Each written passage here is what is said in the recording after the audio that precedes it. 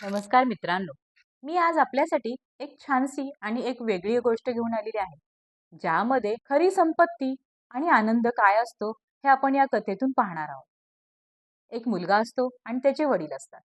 वडिलांना कायम असं वाटत असते की माझ्या मुलाला काहीतरी नवीन शिकावं, काहीतरी नवीन पाहण्यात यावं. यासाठी वडील त्याला विदेशी फिरायला घेऊन जातात. तिकडे गेल्यानंतर ते मात्र हॉटेलमध्ये न राहता एका छोट्याशा खेडेगावामध्ये जातात, ज्या ठिकाणी काही गरीब लोक राहत असतात.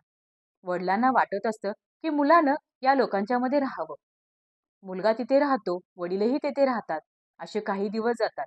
त्यांची टूर खूप छान होते. आणि तेव्हा ते जेव्हा रिटर्न येतात, तेव्हा वडील मुलाला विचारतात, "का रे, कशी झाली आपली ट्रिप?" मुलगा खूप आनंदी होतो. तो म्हणतो, "बाबा, खूप छान ट्रिप झाली." परंतु बाबांना जे काही अपेक्षित असतं, ते अजूनही मुलगा काही बोलत नसतो. म्हणून पुन्हा पुन्हा बाबा त्याला विचारत असतात, "अरे, नक्की छान झाली ना तुझी ट्रिप? तुला आवडलं ना सगळं काही?" मुलगा शांत बसतो आणि वडिलांना म्हणतो, "बाबा, मी तिथे पाहिलं." वडिलांना आश्चर्य वाटतं. "अरे, काय पाहिलं?" वडील पुन्हा विचारतात, "अरे, सांग ना मला तू काय पाहिलंस?" तर तिथे तो मुलगा म्हणतो, "बाबा, आपल्याकडे एकच कुत्रा आहे. त्यांच्याकडे 4-4 कुत्रे आहेत.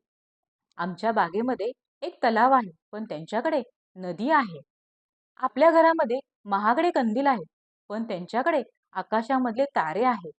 आपल्याकडे शेतीचा छोटासा तुकडा आहे, त्यांच्याकडे मात्र खूप शेती आहे. बाबा, मी हे पाहतोय आणि मी हे जाणवलं. बाबा, आपण किती गरीब आहोत हे मला दाखवल्याबद्दल मी तुमचा धन्यवाद म्हणतो." ही कथा आपल्याला असं दर्शवते की खरी संपत्ती आणि आनंद हे भौतिक सुखावरती नसतं, तर प्रेम आणि मैत्री आणि नाती ही फार महत्वाची असतात. आपल्याला हा व्हिडिओ आवडल्यास आपल्या चॅनलला लाईक करा, शेअर करा आणि सबस्क्राईब करायला विसरू नका. धन्यवाद.